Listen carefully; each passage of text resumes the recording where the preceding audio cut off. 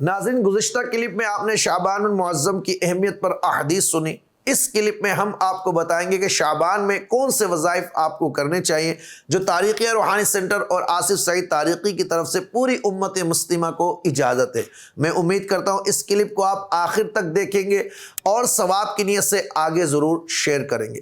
وظیفے کے طور پر اس ماہ مقدس میں استغفر اللہ ربی من کل ذنب و اتوب الیہ پورا پڑھیں تو بہت اچھی بات ہے، ورنہ استغفر اللہ ربی یہ 1.25 لاکھ بار اس پورے مہینے میں آپ ڈیوائیڈ کر کے ضرور پڑھیں۔ دوسرا وظیفہ اس مہینے میں ہے یا اللہ یا رحمان یا رحیم، یا اللہ یا رحمان یا رحیم۔ یہ تینوں اسماء مبارکہ بڑی برکتوں والے ہیں، ان اسماء کو بھی آپ 1.25 لاکھ بار اس ماہ میں پڑھیں۔ اس کے ساتھ ساتھ سورہ یاسین شریف کی برکتوں سے کون واقف نہیں ہے؟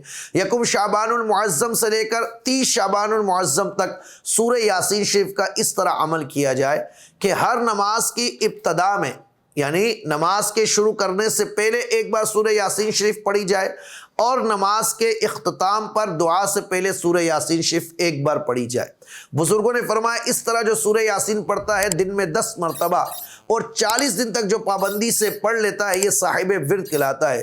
اس میں تسخیر خلائق بھی پیدا ہوتا ہے، بیماریوں سے بھی محفوظ رہتا ہے، روزی رزق میں بھی برکت ہوتی ہے، جادو جنات کے حملوں سے بھی محفوظ رہتا ہے۔ جس پر سورہ یاسین شریف پڑھ کر دم کر دے اللہ تعالیٰ اسے شفا عطا فرماتا ہے۔ اس کے علاوہ بھی بے شمار فضائل ہے، اور میرے ہر مرید اور شاگرد کو جن کو شرعی عذر نہ ہو وہ کم از کم اس مہینے میں 15 روزے، یعنی جس کو صوم داؤدی کہا جاتا ہے، ایک دن روزہ رکھیں اور ایک دن روزہ نہ رکھیں، اس طرح کریں۔ اور جن میں ہمت ہے وہ پورے مہینے کے روزے رکھیں۔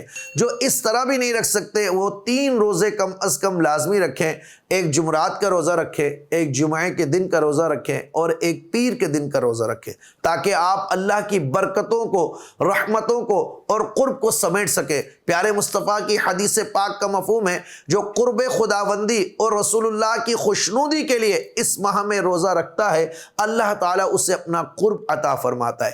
صدقہ و خیرات کیجئے اپنی توفیق کے مطابق، صاحب نصاب ہیں تو زکوٰۃ ادا کیجئے، والدین کو راضی رکھیے، عزیز و اقارب کے اگر حقوق تلف کر لیے ہیں تو ان حقوق کو ادا کیجئے۔